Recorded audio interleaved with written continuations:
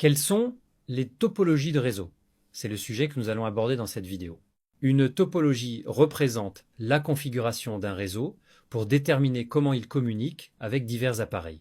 Il existe plusieurs catégories distinctes de topologies, celles câblées, wired, et celles sans fil, wireless. Nous allons commencer par discuter des topologies câblées les plus répandues. La topologie câblée la plus couramment utilisée est la topologie en étoile. Dans une topologie en étoile, tous les ordinateurs sont reliés à un point central de connexion, tel qu'un hub ou un switch. Toutes les données circulant sur le réseau en étoile passent par ce point central avant d'atteindre leur destination. L'un des avantages majeurs de cette topologie est que si un ordinateur tombe en panne ou s'il y a un problème de câble, les autres ordinateurs ne seront pas affectés, car chaque ordinateur dispose de sa propre connexion câblée. Cependant, l'un des défis de la topologie en étoile est que si le hub central ou le switch ne fonctionne pas, tous les ordinateurs connectés à ce point central seront affectés, créant ainsi un point de défaillance unique. Dans ce cas, toute la chaîne pourrait s'effondrer. Un autre type de topologie est intitulé en anneau. La topologie en anneau est une configuration de réseau où chaque ordinateur est connecté à ses voisins, formant une boucle fermée ou un anneau. Chaque ordinateur sur cet anneau a exactement 2 voisins pour les communications. Chaque paquet de données est transmis autour de l'anneau jusqu'à atteindre sa destination finale. Bien que cette topologie soit très ancienne, elle est rarement utilisée aujourd'hui. L'avantage de la topologie en anneau réside dans sa facilité d'installation et de dépannage. Toutefois, le désavantage est que si un ordinateur tombe en panne ou si le câble est intercepté, le flux de données sera entièrement interrompu. Ensuite, il y a la topologie en bus. La topologie en bus est également une technologie ancienne et, comme la topologie en anneau, elle n'est pas utilisée fréquemment de nos jours. Dans cette configuration, tous les ordinateurs et dispositifs réseau sont connectés à un seul câble, souvent appelé colonne vertébrale, généralement en câble coaxial. Les ordinateurs se connectent à ce câble via des connecteurs spécifiques appelés connecteurs BNC ou T. Un des avantages de la topologie en bus est son faible coût et sa facilité d'implémentation. Un inconvénient cependant est que le câble doit être terminé aux 2 extrémités avec des terminateurs. Pour maintenir cette configuration opérationnelle, il ne doit y avoir aucune connexion ouverte, y compris aux extrémités attachées aux ordinateurs. Si un ordinateur est retiré ou si les terminateurs sont lâches ou manquants, le câble s'ouvre et les données peuvent rebondir. Phénomène appelé réflexion du signal, perturbant ainsi le flux de données.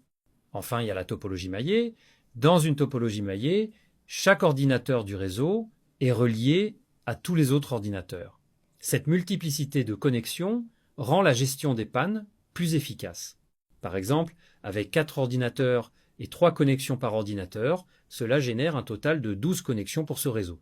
L'avantage des topologies maillées réside dans leur niveau de redondance élevé. Si une ou plusieurs connexions tombent en panne, les ordinateurs peuvent néanmoins continuer à communiquer entre eux.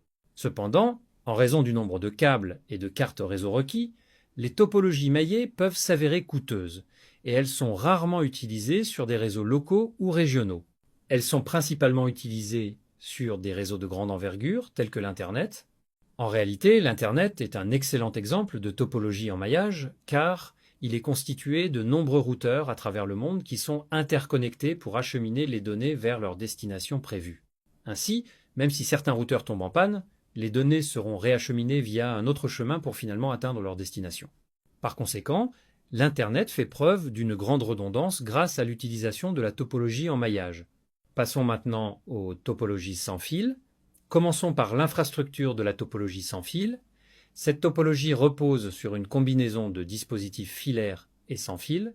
Elle est très semblable à une topologie en étoile, où des dispositifs filaires, tels que ces ordinateurs, sont physiquement connectés à un commutateur. De plus, un point d'accès sans fil également connecté par câble à ce même commutateur permet aux équipements sans fil, tels que les ordinateurs portables, les tablettes et les téléphones, de se connecter à un réseau sans fil.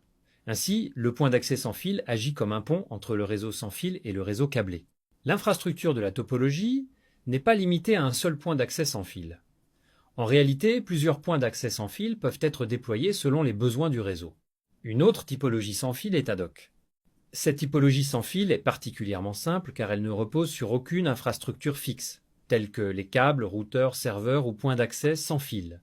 Chaque dispositif se connecte directement aux autres dispositifs sans passer par un point d'accès centralisé, ce qui simplifie la configuration et la gestion du réseau. Les dispositifs de réseau ad hoc se connectent directement aux autres équipements dans un simple réseau de type point à point.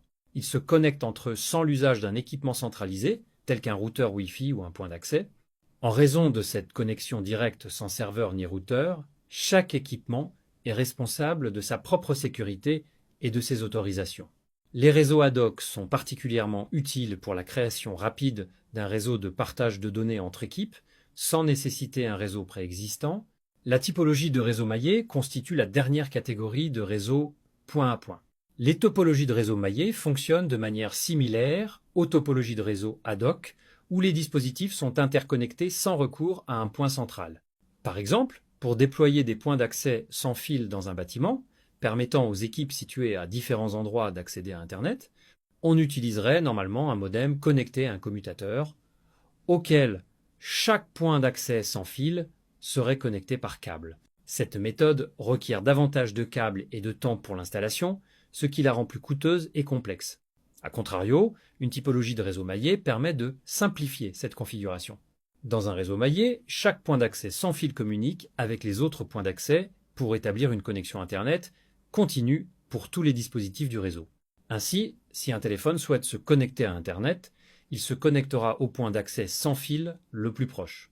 Ce point d'accès relayera ensuite la connexion au point d'accès suivant, et ainsi de suite, jusqu'à revenir au modem. Quelle que soit la position du point d'accès auquel vous êtes connecté, vous aurez toujours accès à Internet, puisque tous les points d'accès communiquent constamment entre eux et avec le modem. Même en cas de défaillance d'un ou plusieurs points d'accès, les autres dispositifs retrouveront les données. La topologie de réseau maillé sans fil est extrêmement résiliente car la connexion Internet est dispersée à travers de nombreux points d'accès sans fil.